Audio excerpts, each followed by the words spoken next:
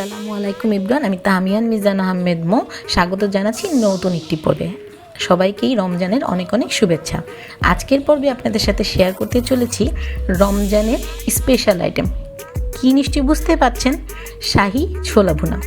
আজকের এই রেসিপিটি সবাই বাসায় ট্রাই করবেন আর আমাকে জানাবেন যে কেমন লেগেছে। কথা না বাড়িয়ে চলে যাচ্ছি মেন রান্নায়। যারা এখনও সাবস্ক্রাইব করুন, সাবস্ক্রাইব করুন, প্রেস দ্য বেল আইকন, আর নতুন নতুন রেসিপি এনজয় করুন। শাহি ছোলা ভুনার রেসিপি। প্রথমেই এখানে 2 কাপ ছোলা নিয়ে নিচ্ছি।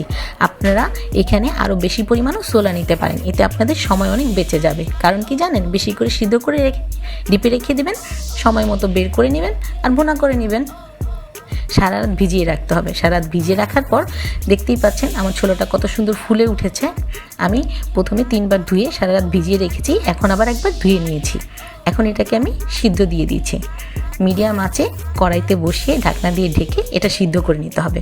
এর মাঝে আমি একটা আলু নিয়ে নিলাম। আলুটাকে কিউব আকারে কেটেছি, আলুটাও আমি সিদ্ধ করে নিচ্ছি। এর মাঝে বলে রাখছি, আপনারা ছোলা বেশি করে সিদ্ধ করে ডিপে রেখে দিলে যে কোনো সময় বের করে এনজয় করতে পারবেন। এরপর কড়াইতে 1.5 কাপ পরিমাণ পেঁয়াজ দিয়ে দিলাম। এরপর এতে দিয়ে দিব সয়াবিন তেল 1 কাপ পরিমাণ।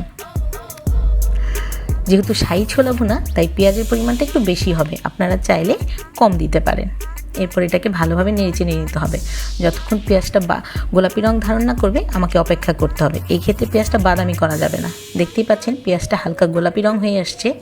এখনই এর মধ্যে আস্তে আস্তে সব কিছু দিতে হবে। এখন এর মধ্যে দিয়ে দিলাম প্রথমেই লবণ, 1 চামচ পরিমাণ লবণ দিলাম। লবণটা আপনাদের নিজেদের রুচি মতো কমাতে বা বাড়াতে পারবেন। আমি এখানে 1 চামচ দিয়েছি। এরপর আমি এখানে সামান্য পানি দিয়ে দিই। আপনারা হয়তো জিজ্ঞেস করতে পারেন কেন সবসময় পানিটা আগে দিই। পানিটা আগে দেওয়ার কারণ হচ্ছে যে পানি আগে দিলে মশলাটা ডাইরেক্ট পেঁয়াজে দিলে যে পুড়ে যাওয়ার সম্ভাবনা থাকে সেটা আর থাকে না। এখন পানি দিয়ে একটু হালকা হাতে নেড়ে দিয়ে এরপর বাকি মশলাগুলো দিতে হবে। আমার চুলার জালটা কিন্তু মিডিয়ামে আছে। কাঁচামরিচ বাটা দিয়ে দিলাম 1 চামচ। এরপর এতে দিয়ে দিব আমি আদা রসুন বাটা 1 চামচ পরিমাণ দিয়ে দিলাম। এখন এটাকে আবার তেলের সাথে পেঁয়াজের সাথে খুব ভালোভাবে নেড়ে চেড়ে নিতে হবে।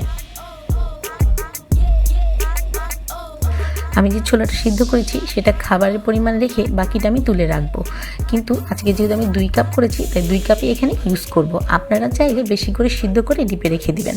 এরপর সময় মতো বের করে আবার ভুনা করে খাবেন, এতে আপনাদের সময় বেঁচে যাবে।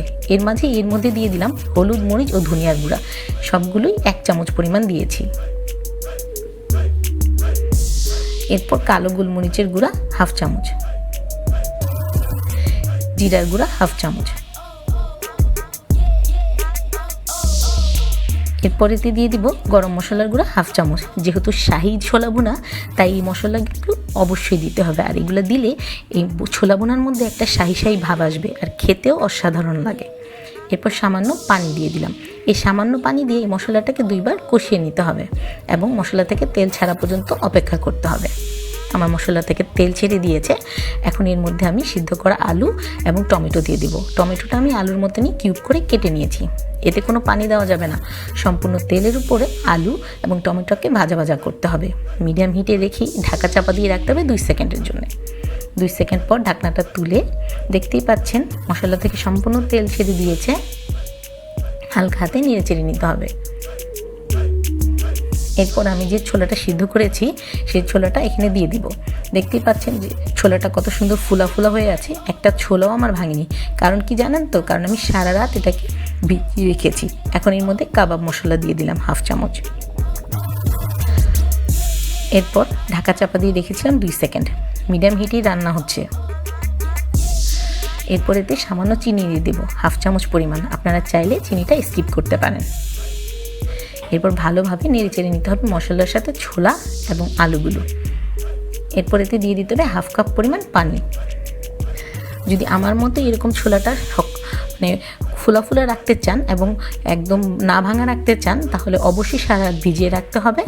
এবং আপনাদের সময় যদি একান্তই না থাকে সেক্ষেত্রে অন্তত 8 ঘন্টা ভিজিয়ে রাখতে হবে ছোলাটা যত ভালো ভিজবে তত সুন্দর দেখতে হবে।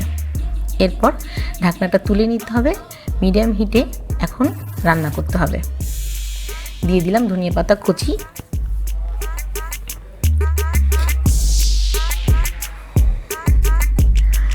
এরপর এটাকে আবার ঢাকা চাপা দিয়ে দিতে হবে। ঢাকা চাপা দিয়ে রাখতে হবে প্রায় 3-4 মিনিটের মতো।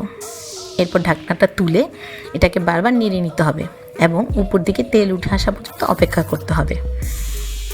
দেখতে পাচ্ছেন আমার ছোলাটা কিন্তু একদম আনাম রয়েছে, তাই বলে কিন্তু শক্ত না, একদমই নরম। দেখতেই পাচ্ছেন তেল ছেড়ে দিয়েছে। আমার শাহী ছোলা বোনা একদম রেডি। এখন ইফতারের অপেক্ষায়। আপনারা সবাই বাসায় এই রেসিপিটি ট্রাই করবেন, আমাকে কমেন্ট দিয়ে জানাবেন যে আপনাদের আজকের রেসিপিটি কেমন লাগলো। লাইক শেয়ারের অপেক্ষায় থাকবো।